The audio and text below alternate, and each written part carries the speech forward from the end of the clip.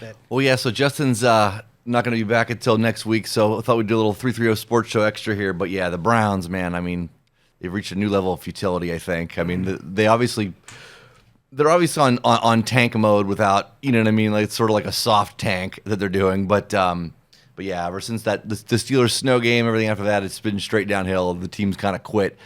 So I don't know. I wanted to get your thoughts. What do you think? I mean, it doesn't look good for next year really either, because you have the same core of people kind of coming back. They already said Deshaun Watson's going to be coming back again next year to compete for a job at some point. So, I mean, I don't know how that changes the culture of what's going on right now at all. But yeah, what can the Browns do, you think, in the interim here or in the offseason to make sure that, or to try to hope that next season's not another, 3 or 4 win year? So my big fear is we lose Myles Garrett, or we lose somebody who's instrumental to either the offense or defense that say, this is a 5-year rebuilding thing. I'm not sticking. I want championships. I want the payoff. Like, I always feel bad for like Joe Thomas, who served his time on that squad through every terrible season, and they never got a ring. It makes me happy to know that some players go off to other teams and get their ring, and then they come back, and then at least they got that. But someone like Myles Garrett deserves to have a playoffs, deserves to have a Super Bowl. And I just think at this clip, recruiting new guys that want to come to Cleveland, you're going to have to offer them $240 million guaranteed contract to even get him here, and then we're right back in the same boat. Yeah, Garrett, I mean, I don't know. I don't know if they're going to keep Stefanski and Barry around because of what Garrett said, to try to like not say, oh, this is a total rebuild. Because I mean, obviously, if you dump the coach and dump the GM, that's going to be a total rebuild. Yeah. So I think that they're probably going to still be there, but that's why I just think it's like this is going to be the same team again next year. Maybe I think Dorsey's probably not going to survive this. They'll probably get rid of him, and maybe play calling will go back to Stefanski. But like, you still don't have a quarterback. I mean, Dorian Thompson-Robinson, he might be the worst Browns quarterback that I've seen since they've been back. Like, I mean, he's in Deshaun Kaiser territory. Like, he is awful. Like, just does not know what he's doing with the ball. Worse than Brandon Weeden. He's worse than way worse than Brandon Weeden, which is like, so it's hard to do, BJ. But yeah, I mean, who's going to be the quarterback? I mean, Jameis Winston I like Jameis Winston, but he's not a starting quarterback in the NFL. He's not. He's a decent backup that can come in and cover for you for a couple games. He can move the ball down the field. You know what I mean? But he's going to throw, if you leave him out there for any extended period or a number of games in a row. The same thing happened in Cleveland has happened in his entire career. Then he starts throwing 4 or 5 picks a game, and you're just, you're done. So I don't know where they go from here in the quarterback room. I mean, DTR is probably not surviving this either, as bad as he looks. I mean, who do you bring? There's nobody really to draft necessarily. Like maybe Kirk Cousins, because they could get like a Russell Wilson style deal with that. Figure Kirk Cousins is probably going to get cut by Atlanta, so the Browns could pick him up for next to nothing. You know what I mean? They could give him a small contract for a year, whatever. But is he mentally there? Because he totally took a crap on himself over the course of the last 5-6 weeks, and he lost the starting job because he looked so bad. So I don't know, man. It's a grim outlook for the Browns right now. Yeah, and I don't think the current coaching staff has the ability to present something to the public that buys hope into either the fans or the players. They're not going to come out and say, hey, this was a stinker. This is the one thing we did wrong. But next year, we have a freaking plan. And then the player's like, oh, I'm interested to see what this plan is. You listen to the press conferences, and it's the same shit every week, right? They're not making some major discoveries. They have faith in... I know they have to say this shit, but there's got to be a point where you don't have faith in a player to be able to carry your team and to do the job that's necessary. And I don't think fans have the tolerance for being able to, go through another season like this and get mediocre, if not terrible, results in the end. Who do you think they draft? I mean, they can't really take a high marquee player guy that's going to require a big contract, I don't think, right? So you figure they're just going to draft offensive linemen first round. I mean, which isn't a bad choice to do, you know what I mean? Because they could use some help there. But I mean, I would like to see. It'd be cool. I mean, I think Nick Chubb, I think he's done. I don't know him. He got hurt again. And just to come back from that injury, and and I know the line has sucked, whatever, but I just don't. I think he's going to be a shell of himself going forward. Yeah. Which I would love to see him draft Ashton Genty from Boise State, who's a great running back. But I don't know that you can afford to take him number one with your your first round pick with the contract you're probably going to have to give him on the backside of that. So yeah, I mean, who do you see them drafting? So if I have the scepter in hand, so I tank the rest of the season and I try to get 1, 2, or 3 for sure. Don't even try to freaking win another game. And I take that first round early pick and I accumulate a shit ton of later in the draft picks. And I build that offensive line so no matter who we put in there, we can make a mediocre Kirk Cousins look good if we've got protections and we've got a pocket for a guy that doesn't really like to run anyhow. So I think that's the smart play. I don't know that they survive it, but if you can end, you go through next year and you can get 9 or 10 wins off of sort of like an okay team, that the next draft is something that you start worrying about a quarterback. I think we Joe Flacco it again if we can get by on it.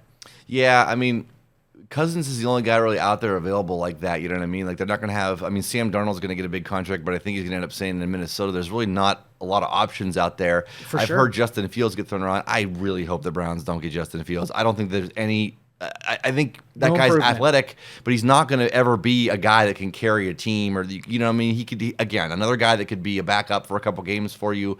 He'll be serviceable, but I just don't think he's ever going to be that guy. So I mean.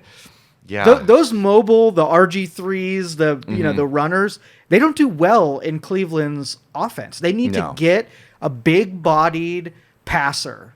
Kirk Cousins, Joe Flacco, the guys that really, if you give them the option, they're not going to run. They protect the shit out of them and let them sling it down the field. Yeah, I mean, Kirk Cousins. I hate to say. I mean.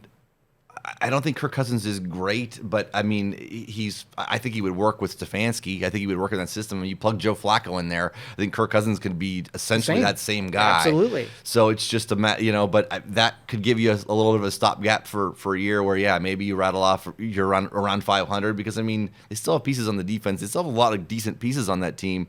They could use a marquee wide receiver at some point, though. They need a downfield threat. They don't really have a whole lot of that right now, whatever, if they bring in a guy like Cousins. But it's a bad outlook for the Browns right now. So I didn't watch the game yesterday on purpose. And so Dustin Hopkins kicked the field goal, so he made it, right? But what about, watching Cade York shank one and then Dustin Hopkins with his, do you think we need to be looking at some kind of kicker as well? Yeah. You think so?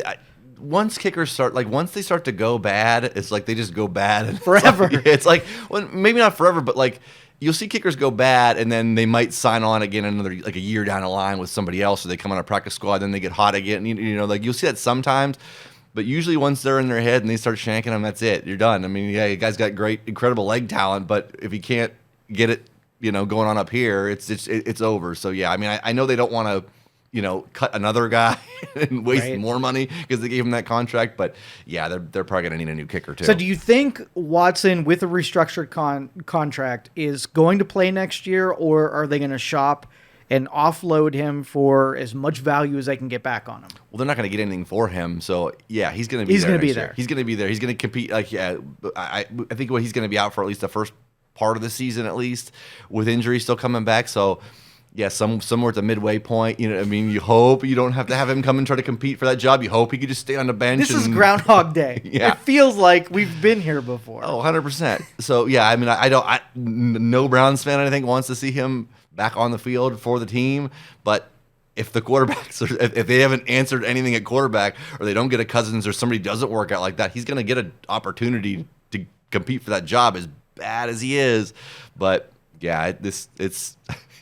I'm not optimistic, unfortunately. Okay, now what about the strengths on defensive backs? Were you impressed with Emerson? All the guy, that whole unit. I mean, Emerson's probably gone, right? Mm-hmm. So were you impressed?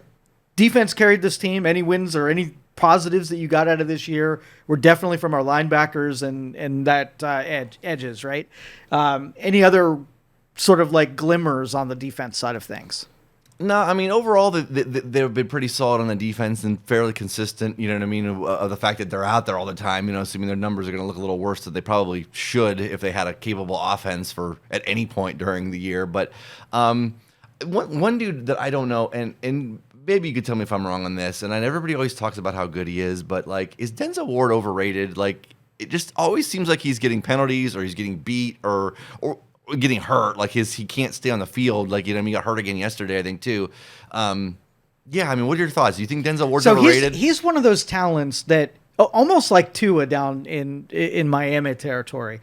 When he's on, like, he is locked in. Like, he makes some plays on the ball, stays with his man. I mean, he's got talent. But when he's off, like, it's way off. So it's that bipolar thing we've got with Ward.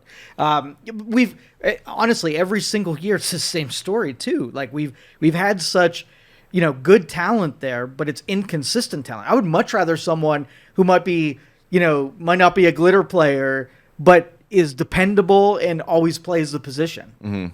Yeah, I mean, he's weird to me. Like, I mean, I can't ever get a beat on him because, like you said, he'll look great for a handful of games, and then all of a sudden it's like he'll have a game where he's getting beat like all over the place, and has 2 or 3 PI penalties and stuff too. And I don't like to judge these players when they're on a squad where things are frustrating. Right. I mean, right. So look at Baker Mayfield. Hard to, right. Yeah. And so we judge Baker Mayfield as a person that would never amount to anything in Cleveland because the surrounding talent just wasn't there for him. He wasn't mature enough to, be the leader of that team.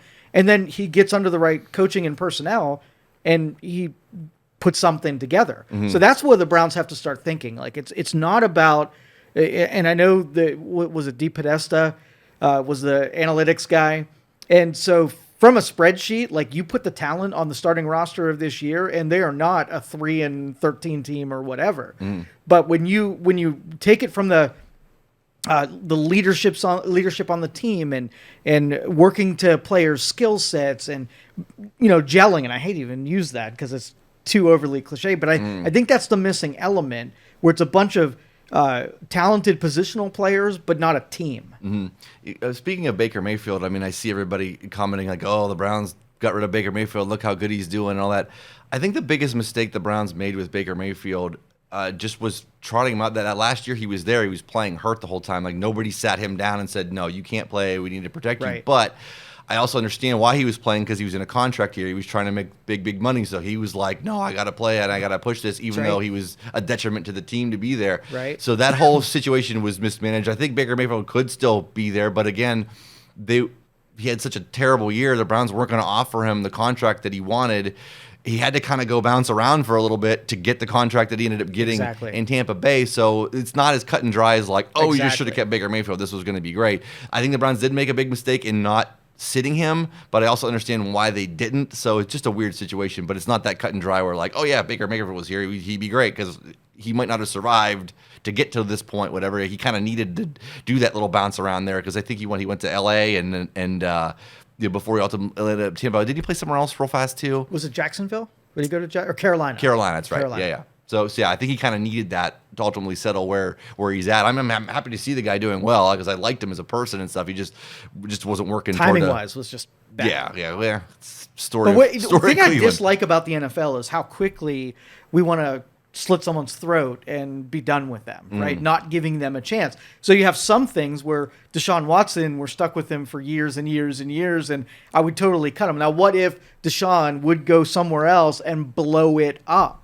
Right? Then we'd be in the same Baker Mayfield quandary. What was it about our team that couldn't, emphasize his skills and let him play his game? So one last question for you. So this is the way too early prediction for next year. What's your prediction next year? Browns record. Where do you think they fall? Right in the middle. I think if they go 500, I'll be a happy guy. If they build that offensive line, I'll be a happy guy, even if the quarterback is unknown at that point. I think a lot of it depends on who starts the season at quarterback for them. And that's just the huge thing, because I don't think it can be DTR. I don't think it can be Jameis Winston. I mean, I don't think they can. I don't think they can even be 500 with Jameis Winston. I mean, I like the guy, but I just don't. He's a stopgap guy. He needs a couple games, so it just all depends on that. If they get a Cousins, I mean, even if they get even with Fields, I think they could probably do 500. But again, he's not a long term solution to that either. So we'll see what happens, but it's not looking good.